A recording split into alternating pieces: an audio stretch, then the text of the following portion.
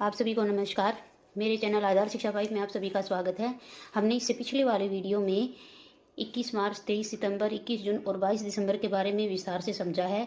और अगर आपने वो वीडियो नहीं देखी है तो पहले उस वीडियो को देख लें, क्योंकि उसके बाद ही हम इसके बारे में आप समझ पाओगे। मैं थोड़ा सा फिर से एक बार रिवाइज करवा देती हूँ। ये देखिए, ये इक्वेटर है, भूमध्य रेखा है। हमने ये जाना था कि 21 मार्च और 23 सितंबर को दिन जो सन की रेज हैं वो इक्वेटर पे होती हैं, डायरेक्ट भूमध्य रेखा पे पड़ती हैं, जिसकी वजह से उत्तरी और दक्षिणी गोलार्ध में दिन और रात बराबर होते हैं। 21 जून को जो सन है वो कर्क रेखा पे होता है, जिसकी वजह से उत्तरी गोलार्ध में और हमारे इंडिया में गर्मी पड़ती है और दक्षिणी गोलार्ध में उधर सर्दी पड़ती है।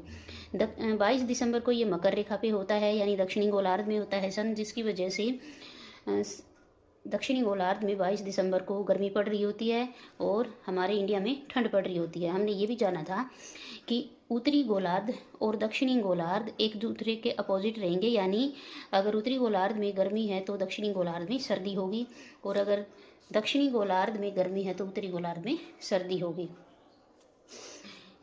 तो हमने क्या देखा? हमने ये देखा कि सन जो है, सूर्य जो है, वो इधर कर्क रेखा और मकर रेखा के बीच ही घूमता है। हमने ये जाना, वो इक्वेटर पे आएगा, फिर वो इधर कर्क रेखा पे जाएगा, फिर वापस ये ट्रॉपिक ऑफ कैप्रिकॉर्न यानी मकर रेखा पे जाएगा। इससे दूर इधर साउथ में, इधर नॉर्थ में वो उत्तरी गोलार्ध या दक्षिणी गोलार्ध तक नहीं जाता है। उसकी जो रेंज है वो बस कर्क रेखा और मकर रेखा के मध्य ही रहेगी, वो इन्हीं के बीच में घूमता रहता है। इधर जाएगा सन, फिर वापस आएगा, फिर इधर जाएगा, फिर वापस आएगा। इस तरीके से इसकी पोजीशन रहती है। मैं बोल रही हूँ सन जाएगा मतलब कि अर्थ की पोजीशन ऐसी बनती है। सन तो स्थिर है, आप समझ जाना इसको। सन स्थिर है, लेकिन अर्थ जब रोटेशन और रिवॉल्यूशन कर रही है तो उसकी पोजीशन ऐसी, रिवॉल्यूशन की वजह से अर्थ की पोजीशन ऐसी बन जाती है। अब हम इस नीचे इस टेबल के साथ हम समझेंगे, इसको और क्लियर करेंगे। देखिए, ये मैंने लिखा है गोलार्ध, date, position of sun, season, day और नाइट। यानी गोलार्ध मैंने डाला जैसे उत्तरी गोलार्ध है, उत्तरी गोलार्ध में डेट है 21 जून। 21 जून को सन की पोजीशन कहाँ है? कर्क रेखा पे है, यानी 21 जून को ये कहाँ होगा? कर्क रेखा पे होगा। तो सीजन पे क्या फर्क पड़ेगा? कर्क रेखा पे है तो उत्तरी गोलार्ध में गर्मी होगी। डे कैसा होगा? डे लंबा हो जाएगा, गर्मियों में दिन लंबे होते हैं। और नाइट कैसी हो जाएगी? छोटी हो जाएगी। अब ये हमने देखा, ये उत्तरी गोलार्ध है। अब दक्षिणी गोलार्ध में देखते हैं। अब यहाँ उत्तरी की जगह हम देखते हैं दक्षिणी। दक्षिणी गोलार्ध में इसका क्या प्रभाव पड़ेगा? हम देखते हैं 21 जून, डेट 21 जून है। सन कहाँ है? सन तो कर्क रेखा पे है। तो उत्तरी गोलार्ध में गर्मी है तो दक्षिणी गोलार्ध में क्या होगा? सर्दी हो गई, अपोजिट चलेगा। अब जब सर्दी है तो दिन कैसा होगा? दक्षिणी गोलार्ध में दिन क्या हो जाएगा? छोटा हो जाएगा। नाइट कैसी हो जाएंगी? नाइट लंबी हो जाएंगी, अपोजिट चलेगा। अब फिर से हम उत्तरी गोलार्ध में चलते हैं। अब उत्तरी गोलार्ध में अभी 21 जून था, अब मैंने ले लिया 21 मार्च। 21 मार्च 21 मार्च को क्या होगा? सन की पोजीशन कहाँ है? भूमध्य रेखा पे है।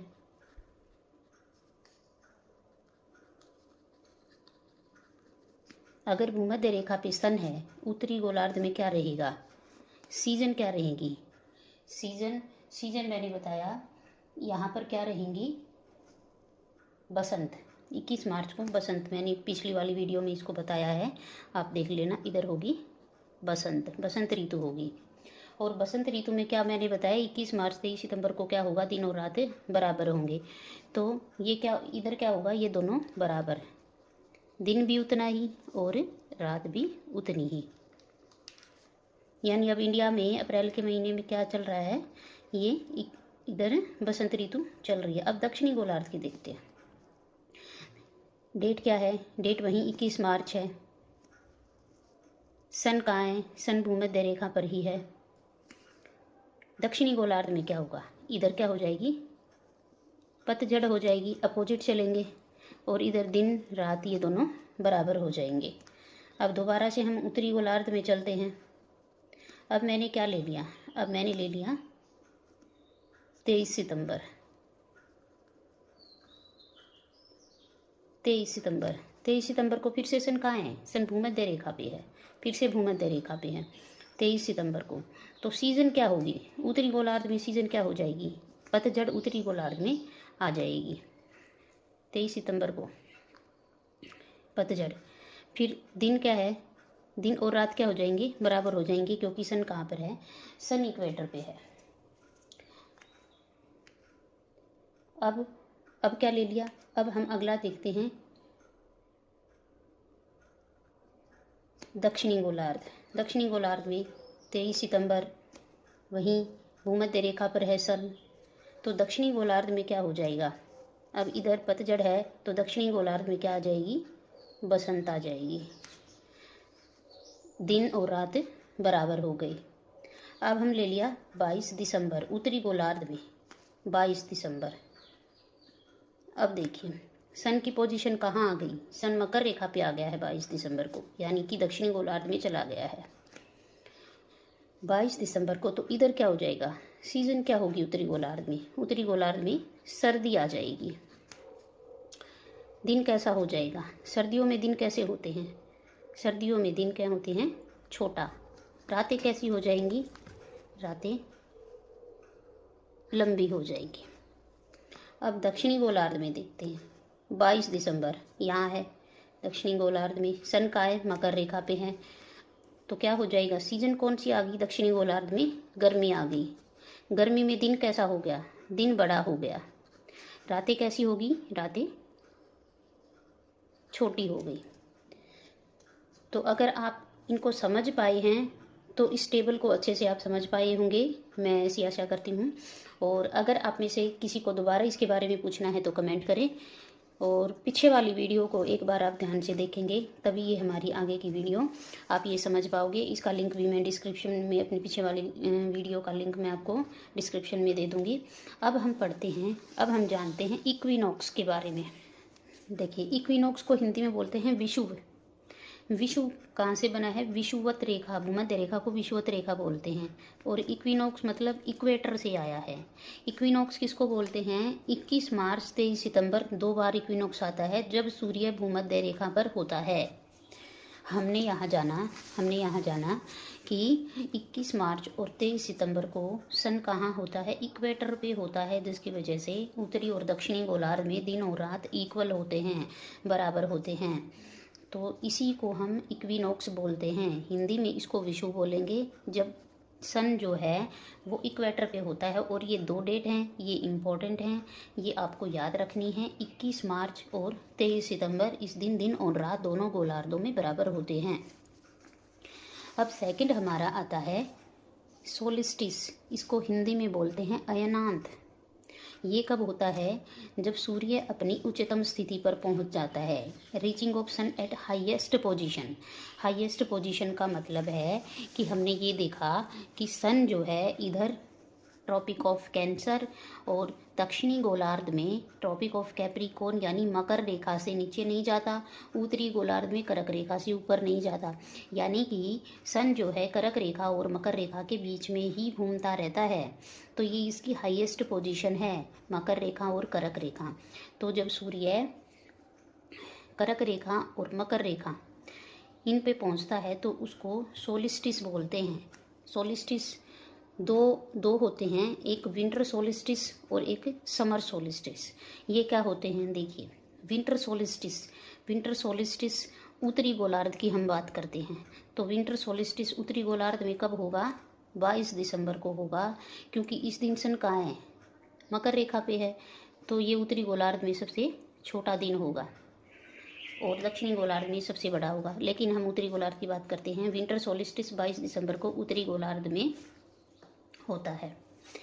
इसी तरीके से अगर हम दक्षिणी गोलार्ध की बात करें, दक्षिणी गोलार्ध में विंटर सोलिस्टिस कब होगा, 21 जून को होगा, क्योंकि सन यहाँ पे कर्क रेखा पे होगा, इसलिए दक्षिणी गोलार्ध में उस दिन सर्दी होगी और सबसे छोटा दिन होगा दक्षिणी गोलार्ध में।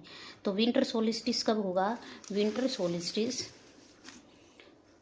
नॉर्दर्न हेमिस्फीयर में, उत्तरी गोलार्ध में 22 दिसंबर को होगा और दक्षिणी गोलार्ध में 21 जून को होगा। ये आपको समझ आ गया होगा। अब बात करते हैं समर सोलिस्टिस। ये विंटर था, अब समर सोलिस्टिस। समर सोलिस्टिस हम देखते हैं कि उत्तरी गोलार्ध में कब होगा? 21 जून को होगा, क्योंकि इस दिन सन कहाँ होगा? कर्क रेखा पे। तो उत्तरी गोलार्ध में समर सोलिस्टिस कब होगा? 21 जून को। लेकिन साउथ में कब होगा समर सोलिस्टिस, यानी गर्मी कब होगी? 22 दिसंबर को, क्योंकि इस दिन सन कहाँ होता है? ट्रॉपिक ऑफ कैप्रिकॉर्न, मकर रेखा पर। तो इसी को क्या बोलते हैं? Summer solstice. ये बहुत आसान था, ये आपको समझ में आ गया होगा अगर आपको ये वाला डायग्राम समझ में आया है तो। अब एक छोटा सा टॉपिक और रहता है उत्तरायण और दक्षिणायन का, तो इसको भी हम जानते हैं। उत्तरायण देखिए, उत्तरायण क्या है? सूर्य दिसंबर के बाद 6 माह उत्तर की तरफ बढ़ता है, जनवरी से जून तक, इसे उत्तरायण कहते हैं। ये डायग्राम से हम समझते हैं। देखिए 22 दिसंबर को सन कहाँ पे है? ट्रॉपिक ऑफ कैप्रिकॉर्न पे है। अब 22 दिसंबर के बाद, क्योंकि ये इसकी हाईएस्ट पोजीशन है, इसके बाद ये उत्तर की तरफ बढ़ना शुरू कर देता है। इधर जनवरी, फरवरी, मार्च में ये यहाँ इक्वेटर पे आ गया। फिर अप्रैल, मई और जून तक ये 6 महीने, यानी कि जनवरी से जून तक ये उत्तर की तरफ बढ़ रहा है और जून में ये ट्रॉपिक ऑफ कैंसर पे, कर्क रेखा पे पहुँच गया। तो दिसंबर के बाद जनवरी से और इधर उत्तर की तरफ जाने की जो इसकी प्रोसेस है सन की, उसको ही उत्तरायण बोलते हैं। और उसके बाद आता है दक्षिणायन। दक्षिणायन किसको बोलेंगे? तो 21 जून को कर्क रेखा पे जाने के बाद यहाँ सबसे बड़ा दिन हो गया, उसके बाद ये दक्षिण की तरफ चलना शुरू हो जाता है। 21 जून के बाद सन दक्षिण की तरफ बढ़ना शुरू कर देता है। तो इधर जुलाई, अगस्त, सितंबर में इक्वेटर पे आ गया, फिर अक्टूबर, नवंबर और दिसंबर, फिर वापस यहाँ तक ये आएगा। तो ये 21 जून के बाद जो ये जुलाई, अगस्त, सितंबर, अक्टूबर, नवंबर तक नीचे जो पहुँचता है ये मकर रेखा तक, तो नीचे आने की यानी दक्षिण में आने की जो इसकी प्रोसेस है उसको दक्षिणायन बोलते हैं। तो ये आपको समझ आ गया होगा। ये था आज का टॉपिक और मेरे ख्याल से आपको समझ में आया होगा। आगे जो है हम सन के विषय में, अर्थ के विषय में हम अच्छे से पढ़ चुके हैं। अब हम अर्थ के अंदर जाएंगे, यानी इंटीरियर ऑफ अर्थ हमारी अगली क्लास का टॉपिक रहेगा। तो आज के लिए इतना ही। मेरे चैनल को सब्सक्राइब करें। धन्यवाद।